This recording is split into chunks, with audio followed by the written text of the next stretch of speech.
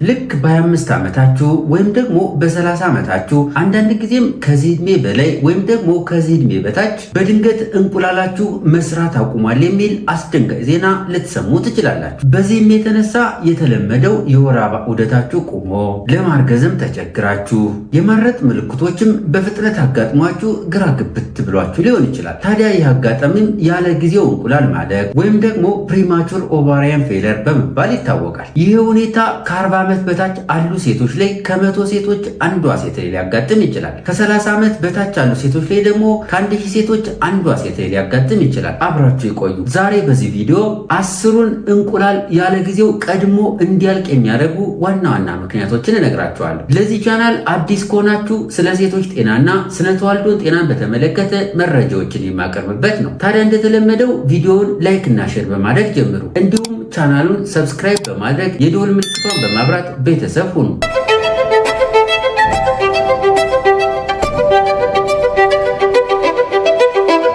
ሰላም ውድ ቤተሰቦች እንኳን ደህና መጣችሁ። ከዚህ ቀጥለን ለእንቁላል ቶሎ ማለቅ እንደ ምክንያት የሚወሰዱ 10ሩን ዋና ዋና ምክንያቶችን እነግራችኋለሁ። ምክንያት 1 የዘረመል ችግሮች ወይም ደግሞ ጄኔቲክ ኮዝስ። አንዳንድ ሴቶች ሲወለዱ የያዟቸው እንቁላሎች ያላቸው ዘረመል በፍጥነት የማለቅ እድል ሊኖራቸው ይችላል። ይህም አንዳንዴ በቤተሰብ ውስጥ ያለ ታሪክ ሊሆን ይችላል። ስለዚህ እናት ላይ፣ አክስት ላይ፣ እህት ላይ እንደዚህ አይነት ነገር ካጋጠመ እዚህ ሴት ላይም የማጋጠም እድል ይኖረዋል። ስለዚህ ምናልባት በቤተሰባችሁ ውስጥ እንደዚህ አይነት ችግር አጋጥሞ ከነበረ ከሐኪሞቻችሁ ጋር በጊዜ በመመካከር የማርገዝ እድላችሁን ማስፋት ይኖርባችኋል። የስነ ተዋልዶ ምርመራዎችንና የምክር አገልግሎቶችን በጊዜ ማግኘት ቁልፉ ጉዳይ ነው። ሁለተኛው እንቁላሎች ቶሎ እንዲያልቁ የሚያደርገው አውቶ ኢሚዩን ዲዚዝ ሲኖር ነው። አንዳንድ ጊዜ የራሳችሁ በሽታ የመከላከል ስርዓታችሁ በስህተት የራሳችሁን ሰውነት ሊያጠቃ ይችላል። እንቁላል ደግሞ ለእንደዚህ አይነት ጥቃቶች ተጋላጭ ነው። በዚሁ አግባብ የሆርሞን ምርትን በመቀነስ እንቁላል የማቀበል ሂደቱ እንዲስተጓጎል ያደርጋል። በሶስተኛ ደረጃ እንቁላሎች ቶሎ እንዲጎዱ ወይም ደግሞ ያለ ጊዜያቸው እንዲያልቁ ከሚያደርጉት ችግሮች አንዱ ለካንሰር በሽታ የሚሰጡ የሕክምና አማራጮች እንደ ጨረር ሕክምናና ኬሞቴራፒ አይነት የሕክምና አማራጮች ሕይወት አድን የሆኑ ለካንሰር ሕክምና ሊሰጡ የሚችሉ የሕክምና አማራጮች ሲሆኑ እነዚህ አማራጮች ታዲያ እንቁላልን በቀጥታ ሊጎዱ ይችላሉ። በእርግጥ እንደምትወስዱት የህክምና አማራጭና የህክምና መጠን የጉዳቱ መጠን ይለያያል።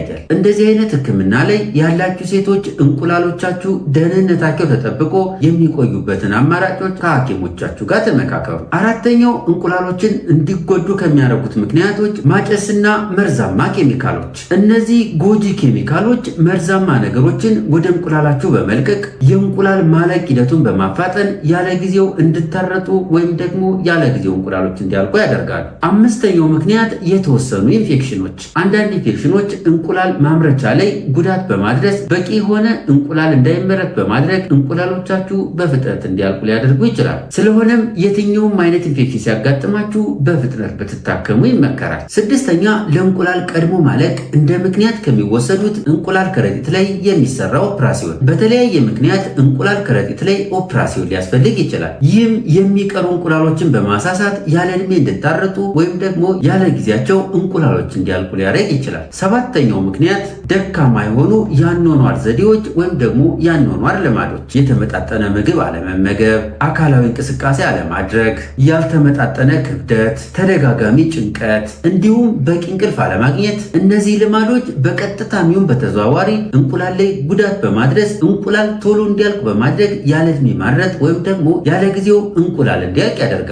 ስምንተኛው ምክንያት የሆርሞን መዛባትና ሌሎች የህክምና ችግሮች፣ ተደጋጋሚ የሆነ የወር አበባ ዑደት መዛባት፣ የታይሮይድ ችግሮች እንዲሁም ሌሎች ሜታቦሊክ ችግሮች እንቁላልን ሊጎዱ ስለሚችሉ በጊዜ ክትትል በማድረግ መፍትሄዎችን መፈለግ የተሻለ አማራጭ ነው። ዘጠነኛው ምክንያት የስነ ተዋልዶ ህክምና ለማግኘት መዘግየት። አንዳንድ ጊዜ እርግዝና ሲዘገይባችሁ በሚቀጥለው ዓመት ይሳካል፣ ትንሽ እስኪ እናየው እየተባለ ብዙ ጊዜ ልትቆዩ ትችላላችሁ። ታዲያ በዚህ ሂደት የቀራችሁን እንቁላል በተመለከተ በቂ መረጃ ስለማይኖራችሁ ከተወሰነ ጊዜ በኋላ ምርመራዎችን ስትጀምሩ እንቁላል እንዳለቀ ሊነገራችሁ ሊኖራችሁ ይችላል። ስለሆነም እርግዝና ከዘገየባችሁ በፍጥነት ወደ ሕክምና ተቋም ሄዶ አስፈላጊ ምርመሮችን ማድረግ እጅግ በጣም ይመከራል። አስረኛ ለእንቁላሎች መዳከም እንደ ምክንያት የሚወሰደው ምክንያቱ ያልታወቀ ነው። አስደናቂው ነገር እንቁላል ለምን ያለ ጊዜው እንዳለቀ ለማወቅ ብዙ መላምቶች ቢኖሩም አብዛኛው ጊዜ ግን ምክንያቱ በትክክል ላይታወቅ ይችላል። ስለሆነም የሆርሞን ምርመራዎችን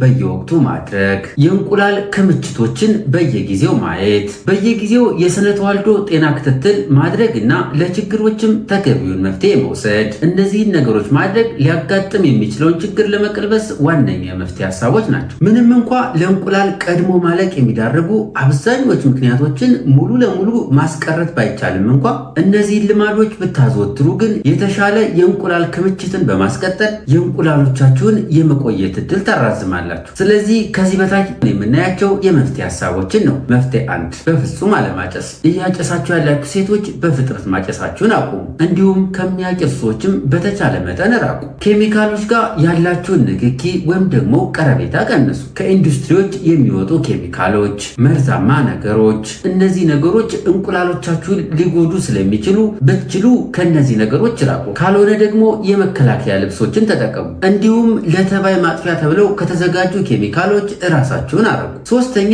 ጤናማ የህይወት ዘይቤን አዳቡ። የተመጣጠነ ምግብ ተመገቡ። አካላዊ እንቅስቃሴ አድርጉ። ጤናማ ክብደት ይኖራችሁ። ጭንቀትን በመቀነስ በቂና ጤናማ የሆነ እንቅልፍ ይኖራችሁ። 4ኛ የእንቁላል ጤንነትን ሊጠብቁ የሚችሉ ቫይታሚኖች ወይም ደግሞ ሰፕልመንቶች በሐኪሞቻችሁ ታዘውላችሁ ከሆነ በስርዓት ውሰዱ። 5ኛ ያልተስተካከለ የወር አበባ ዑደትን በፍጹም ችላ አትበሉ። ምክንያቱም ያልተስተካከለ የወር አበባ እንቁላል ላይ ችግር እንዳጋጠመው ምልክት እየሰጠ ሊሆን ይችላል። 6ኛ የቤተሰብ ታሪካችሁን በሚገባ ጥሩ። ምንም እንኳ ተፈጥሯዊ የእንቁላል የማለቅ ሂደትን ማስቆም ወይም ደግሞ ማስቀረት ባይቻልም ነገር ግን በየቀኑ የምትመርጧቸው ጤናማ ምርጫዎች የእንቁላሎቻችሁን ጤንነት ከመጠበቃቸውን ባሻገር አላስፈላጊ ጉዳቶችን በማስቀረት የነገ ተስፋችሁን የማለምለም አቅም አላቸው። ይህ ቪዲዮ ጠቃሚ ነው ብላችሁ ካሰባችሁ ለሌሎች ሰዎችም እንዲደርስ ቪዲዮውን ላይክ እና ሼር አድርጉት። እንዲሁም ቻናሉን ሰብስክራይብ በማድረግ እና የደወል ምልክቷን በማብራት ቤተሰብ ሁኑ። ለዛሬ ያዘጋጀሁት ይህንን ይመስላል። በቀጣይ በሌላ ፕሮግራም እስከምንገናኝ ቸር ሰንብቱ።